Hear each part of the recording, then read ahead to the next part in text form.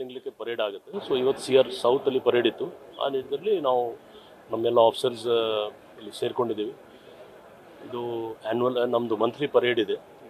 Monthly ಪರೇಡಲ್ಲಿ ನಾವು ಕೆಲವು ಹಿತವಚನ ಹೇಳಲೇಬೇಕು ನಮ್ಮ ಸ್ಟಾಫ್ಗೆ, ಮತ್ತು ಅವರು ಆರೋಗ್ಯ ಬಗ್ಗೆ, ಅವ್ರದ್ದು ಫ್ಯಾಮಿಲಿ ಪ್ರಾಬ್ಲಮ್ಸ್ ಏನಾದರೂ ಇದ್ದರೆ ಹೇಳಬೇಕು. ಜೊತೆಗೆ ಇನ್ನೂ ಇಂಪ್ರೂವ್ಮೆಂಟ್ ಯಾವ ರೀತಿ ಆಗಬೇಕು.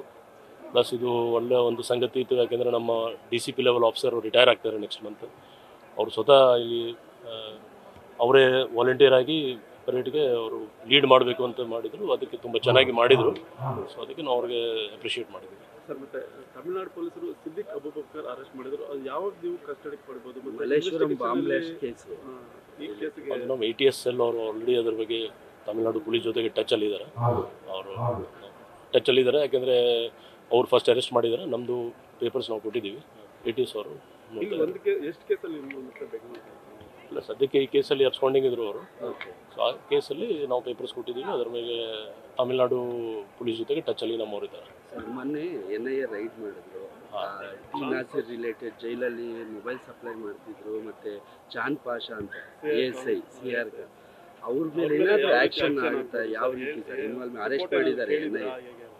ಅಲ್ಲ, ಆಲ್ರೆಡಿ ಪ್ರೆಸ್ ನೋಟ್ ಅದ್ರ ಬಗ್ಗೆ ನಿಮಗೆ ಬಂದಿರ್ಬೋದು. NIA ಅವ್ರು ಕೊಟ್ಟಿದ್ದಾರೆ. ಅವರು ಸೇಮ್ ಪ್ರೆಸ್ ನೋಟ್ ಇದೆ, ಫ್ಯಾಕ್ಚುಯಲ್ ಅದೇ ಇದೆ, ಯಾಕಂದರೆ ಏಜೆನ್ಸಿ. ಬಟ್ ನಮ್ಮ ಸ್ಟಾಫ್ ಅದರಲ್ಲಿದ್ದಾರೆ. ಅವ್ರ ಮೇಲೆ ಅವ್ರದ್ದು ರಿಪೋರ್ಟ್ ಬಂದ ಮೇಲೆ ನಾವು ಕ್ರಮ ತಗೊಳ್ತೀವಿ.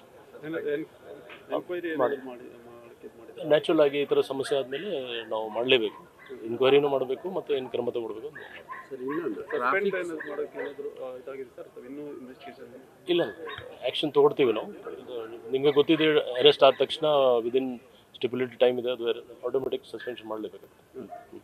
ಸರ್, ಟ್ರಾಫಿಕ್ ಸಮಸ್ಯೆ ಬಗ್ಗೆ ಯಾವ ರೀತಿ ಅಂದರೆ ಟ್ರಾಫಿಕ್ ಕ್ಲಿಯರ್ ಮಾಡೋದಕ್ಕೆ ಏನು ಕ್ರಮ? ಇಲ್ಲ, ನನ್ನ ಸಮಸ್ಯೆ ಅಂದರೆ ನಮ್ಮ ಸ್ಟಾಫ್ಗೆ ಅಲ್ಲಿ ನಿಂತಿದ್ದರೆ ಸಮಸ್ಯೆ ಆಗ್ತದೆ ಅದು. ಬಟ್ ಅದು ನಮ್ಮ ಪಾರ್ಟ್ ಆಫ್ ಡ್ಯೂಟಿ ಇದೆ. ನಾನು ನಿಮ್ಗೆ ನೋಡಿರ್ಬೋದು, ನಾನು ನಮ್ಮ ಸ್ಟಾಫ್ ಬಗ್ಗೆ ಅಷ್ಟೇ ಮಾತಾಡ್ತಾ ಇದ್ದೀನಿ.